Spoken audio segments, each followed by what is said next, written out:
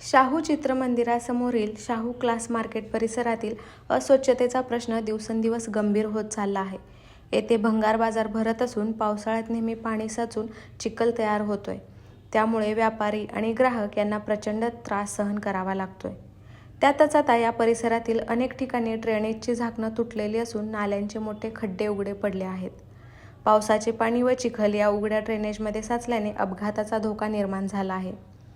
याशिवाय रस्त्यावर मोठे खड्डे, रस्त्याची दुरावस्था व सर्वत्र पसरलेली घाण यामुळे परिसराचे चित्र अधिकच भयावह झाले आहे. नागरिक, लहान मुले व वृद्ध व्यक्तींना याचा सर्वाधिक धोका आहे. महापालिकेच्या स्वच्छता विभागाकडून या गंभीर समस्येकडे सातत्याने दुर्लक्ष केले जात असल्याचे स्पष्टपणे दिसून येते. व्यापारी आणि स्थानिक नागरिकांनी वारंवार तक्रारी करून देखील याकडे कोणतेही लक्ष दिले जात नाही.